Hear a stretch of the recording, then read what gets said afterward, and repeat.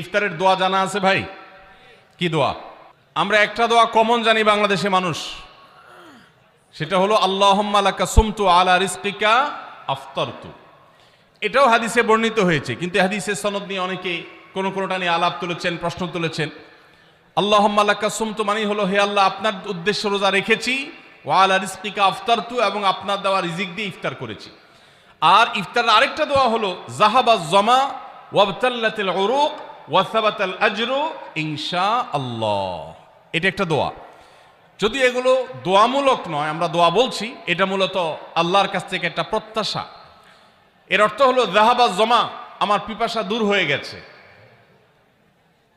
ওয়াবতাল্লাতিল উরুক, আমার শিরা উপশিরাগুলো সব সিক্ত হয়ে গেছে।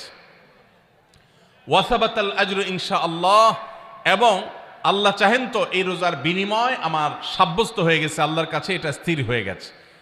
এটা হলো ইফতারের দোয়া। ইফতারের দোয়াটা কি ইফতারের আগে করব না পরে করব? ইফতারের দোয়াটা যারা ইফতারের আগে করার পক্ষে তারা হাত তোলেন। অল্প সংখ্যক মানুষ। আর বাকিরা সবাই কি পরের পক্ষে না মাঝখানের পক্ষেও আছেন লোক? সব পরের। মাশাআল্লাহ, সব সূক্ষ্ম সূক্ষ্ম মাসআলা দেখি গাবতলী মানুষ জানে, মাশাআল্লাহ, অনেক অগ্রসর দেখা যায়। আল্লাহ আমাদের সবাইকে দ্বীনের জন্য কবুল এবং মঞ্জুর করুন, মাশাআল্লাহ। ভাইরা আমার, ইফতারের দোয়াটা ইফতারের পরে করতে হয়, যেটা বেশিরভাগ মানুষ জানে না, কিন্তু আমি অবাক হলাম যে এখানে বেশিরভাগ মানুষ আপনারা জানেন, মাশাআল্লাহ, নলেজেবল মানুষ, বোঝা গেছে। ইফতারের দোয়ার অর্থের দিকে তাকালেই তো বোঝা যায় এটা আগে না পরে। দোয়ার অর্থের মধ্যে তাকালে আমরা দেখতে পাচ্ছি যে আল্লাহ শিরা উপশিরা সিক্ত হয়ে গেছে, পিপাসা দূর হয়ে গেছে, এগুলো তো ইফতারের পরেই হয়। অবশ্য আমি অর্থ আগে বলে দিছি, সেটা দেখে হয়তো আপনারা অনেকে বুঝে ফেলছেন, মাশাআল্লাহ। তো যাই হোক, ইফতারের শুরুতে বিসমিল্লাহ বলে ইফতার করব, আর শেষে এই দোয়া পড়ব। আল্লাহ আমাদেরকে আমলের তৌফিক দান করুন। 9 নম্বর হলো সাহরি এবং ইফতারে খেজুর খাওয়া। খেজুর দিয়ে সাহরি ইফতার করা। ইফতারে আপনি অন্য যা খান না খান, খেজুর দিয়ে খাবেন। নবী সাল্লাল্লাহু আলাইহি সাল্লাম আদা পাকা আদা খেজুর দিয়ে ইফতার করতেন, যেটাকে রোতাব বলা হয়। আর যদি সেটা না পাওয়া যেত, সাধারণ যে কোনো খেজুর, সেটাও না পাওয়া গেলে একটু পানি খেয়ে তারপর তিনি ইফতার করতেন। আমরা ইফতারে খেজুর খেতে হয় সুন্নাহ, এটা আমরা জানি, কিন্তু যেটা জানি না সেটা হলো সাহরিতে খেজুর খাওয়া। ভোর রাতে সাহরিতে খেজুর খাওয়া সুন্নত। এটা আগে কে কে জানতেন? হাত তোলেন। আগে জানতেন? মাশাআল্লাহ, হাত নামান। গত বছর রমজানে সাহরিতে ভাত তরকারি যাই খাইছেন না খাইছেন, একটা হলো খেজুর খাইছেন, কারা কারা হাত তোলেন? মাশাআল্লাহ, এদিকে সব আমল করা মানুষ, মাশাআল্লাহ। তাহলে তার ওয়াজ টোয়াজের কোনো দরকার নাই। এত নলেজেবল মানুষ, এত আমলদার মানুষ যদি এলাকায় থাকে, তাহলে ওয়াজের দরকারটা কি? আল্লাহ আমাদের সবাইকে আমলের তৌফিক দান করুন। ভাইরা আমার, ইফতারে খেজুর খাওয়া যেমন সুন্নাত, সাহরিতেও খেজুর খাওয়া সুন্নাত, কিন্তু খেজুর খাওয়া কোনো ফরজ ওয়াজিব না। খেজুরের দাম বেশি হয়ে গেছে, আপনি কিনতে অপারগ। যদি একটা খেজুরও পুরো রমজানে না খান, আপনার রোজার কোনো অসুবিধা হবে। তবে নবী সাল্লাল্লাহু আলাইহি সাল্লাম যেহেতু ইফতার এবং সাহরিতে খেজুর খেতেন, আর খেজুরে প্রচুর পরিমাণ সুগার আছে, উপকারী, যেটা মানুষের স্বাস্থ্যের জন্য উপকারী, প্রচুর পরিমাণ এনার্জি আছে, খাদ্য শক্তি আছে, সারাদিন রোজা রেখে আমাদের যে সুগারের ঘাটতি হয় সেটা পূরণ করার জন্য সহায়ক হয়। এই জন্য সাহরি এবং ইফতারে খেজুর খাওয়া এমনিতেও উপকারী। আর নবী সাল্লাল্লাহু আলাইহি সাল্লামের সুন্নাত, তিনি বলেছেন, নি'মা সাহুরুল মুমিনি আত-তামার, ইমানদারের সাহারির আইটেমের মধ্যে সবচেয়ে বেস্ট উত্তম হলো খেজুর। এই জন্য অন্য যাই খান না খান, একটু হলো, এক পিস হলো খেজুর খাবেন, ইনশাআল্লাহ। সুন্নাত আদায় করার নিয়তে খেলে এই খেজুর সুন্নাতটা আদায় হয়ে যাবে, আল্লাহ তাআলা তা চাহেন তো। রোজা রেখেছেন কিন্তু ইফতার করেন নাই, রোজা হয়ে যাবে কিন্তু সুন্নাত আদায় হবে না। এই জন্য ইফতার করা একটা সুন্নাত। আল্লাহ তাআলা আরহামুর রাহিমিন, এমন একটা মাস রমজান মাস, সারা বছর কিন্তু আমরা নাস্তা করি। সারা বছর যেটা নাস্তা করি, রমজানে সে নাস্তাই করি। পার্থক্য হলো সারা বছর নাস্তা করি সকালে, রমজানে নাস্তা করি সন্ধ্যায়। মানুষ দীর্ঘ সময় না খেয়ে থাকার পরে যে খাবার খায় সেটাকেই ব্রেকফাস্ট বলে, সেটাকেই নাস্তা বলে। আরবিতে যে ইফতার বলা হয়, এই ইফতার শব্দের অর্থ কিন্তু নাস্তা। ইফতার শব্দের অর্থ কি? নাস্তা। সারা বছর নাস্তা খেলে কোনো সওয়াব হবে, কিন্তু রমজান মাসে আপনি যদি সারাদিন উপবাস থাকার পর সন্ধ্যায় ব্রেকফাস্ট করেন, অর্থাৎ ইফতার করেন, তাহলে আল্লাহ তাআলা আপনাকে সুন্নাত পালন করার সওয়াব দিবেন। এই জন্য ভাই, ইফতার করা একটা সুন্নাত। 7 নম্বর, ইফতার আবার তাড়াতাড়ি করা আরেকটা সুন্নাত।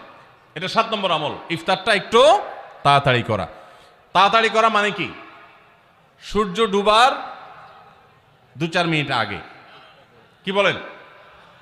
তাহলে তাড়াতাড়ি কেমনে হলো? তাড়াতাড়ি মানে হলো সূর্য ডুবার সাথে সাথে করা, বিলম্ব বা দেরি না করা। নবী করিম সাল্লাল্লাহু আলাইহি ওয়াসাল্লামের ওই হাদিস আবারও আমরা স্মরণ করি। তিনি বলেছেন, লা ইয়াজালুন নাসু বিখাইরিন মা আজ্জালুল ফুতুর ওয়া আখারুস সাহুর। এই মানুষ, এই উম্মত ততদিন কল্যাণের উপরে প্রতিষ্ঠিত থাকবে যতদিন তারা ইফতার তাড়াতাড়ি করবে আর সাহরি দেরিতে করবে। ইফতার তাড়াতাড়ি করা এর মানে হলো সূর্য ডুবছে আর দেরি করবেন না। শিয়ারা এবং ইহুদিরা তাদের মধ্যে রোজা আছে, ফাস্টিং আছে, তারা সেই রোজায় ইফতার করে হলো চতুর্দিক অন্ধকার হয়ে যাওয়ার পর, সূর্য ডুবার পর পর ইফতার করে না। তো এই জন্য নবী সাল্লাল্লাহু আলাইহি সাল্লামের আদর্শ হলো তার বিপরীত, অর্থাৎ সূর্য ডুবার পর পর ইফতার করে ফেলা, অতিরিক্ত বিলম্ব না করা। আল্লাহ আমাদেরকে আমলের তৌফিক দান করুন। রমজান মাসে রোজা রেখে আমরা বেশি বেশি দোয়া করব। চলতে ফিরতে উঠতে বসতে দোয়া করতে পারেন। আমাদের মায়েরা অনেকে শুনছেন আমাকে, রমজান মাসে আপনি গৃহস্থলী কাজ করছেন, রান্নাবাড়া করছেন, ঘর ঝাড়ু দিচ্ছেন, আর মনে মনে আল্লাহর সাথে কথা বলেন। দোয়া মানে আল্লাহর সাথে কথোপকথন। আল্লাহ আপনি আমাকে মাফ করে দেন, আমার বাবাকে মাকে মাফ করে দেন, সন্তানগুলোকে হেদায়েত দান করেন, চোখের পানি ফেলেন। নিয়মতান্ত্রিক দোয়া, বসে বসে হাত তুলে দোয়া করবেন কেবলামুখী হয়ে। আবার চলতে ফিরতে উঠতে বসতে, এমনকি ওযু নাই সে অবস্থায় দোয়া করবেন। নবী সাল্লাল্লাহু আলাইহি সাল্লাম বলেছেন, 3 ব্যক্তির দোয়া ফিরিয়ে দেওয়া হয় না। কয় ব্যক্তির দোয়া? সালাসুন লা তুরাদ্দু দাওয়াতুহুম, 3 শ্রেণী মানুষের দোয়া ফিরিয়ে দেওয়া হয় না। এর ভিতরে এক শ্রেণী হলেন মাজলুম, কারোর জুলুমের শিকার হয়েছে।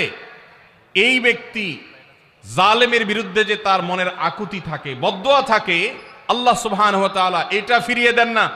এই জন্য পৃথিবীর ইতিহাসের কোন জালিম আপনি দেখাতে পারবেন না যেই জালিমকে আল্লাহ ছেড়ে দিয়েছেন, আল্লাহ ছাড় দিয়েছেন কিন্তু চূড়ান্তভাবে ছেড়ে দিয়েছেন, এমন কোন জালিম আপনি দেখাতে পারবেন না। এই জন্য ভাই, কখনো কোন অবস্থাতে কারো প্রতি আমরা জুলুম করব না। আল্লাহ আমাদেরকে সেটা মানার তৌফিক দান করুন। তাহলে 3 ব্যক্তির দোয়া কবুল হয়, ফেরত দেওয়া হয় না। তার ভিতরে একজন হলো মাজলুম, যার প্রতি আপনি জুলুম করেছেন, সে আপনার বিরুদ্ধে যে বদদোয়া করে, এটা লাগবেই লাগবে, আজ হোক আর 2 দিন পরে হোক। নাম্বার 2, মুসাফির, যে ব্যক্তি সফরে আছে, সফররত অবস্থায় সে যদি দোয়া করে, সে দোয়া আল্লাহ তাআলা কবুল করেন। 3 নম্বর হলো রোজাদার ব্যক্তি, আস-সাইম হাত্তা ইফতির, রোজাদার ব্যক্তি সারাদিন ভর রোজা করলে, ইফতার রাগ পর্যন্ত, সারাদিন দোয়া করলে ইফতার রাগ পর্যন্ত তার দোয়া কবুল হয়। এই জন্য রোজা রেখে আমরা বেশি বেশি আল্লাহর কাছে দোয়া করবো ইনশাআল্লাহ। চলতে ফিরতে উঠতে বসতে মনে মনে আল্লাহর সাথে কথা বললেন, চাওয়া দাওয়াকে পেশ করলেন, বাস এইটাই হলো দোয়া। এটা হলো আমাদের রমজান মাসের 11 নম্বর আমল, বেশি বেশি দোয়া করা।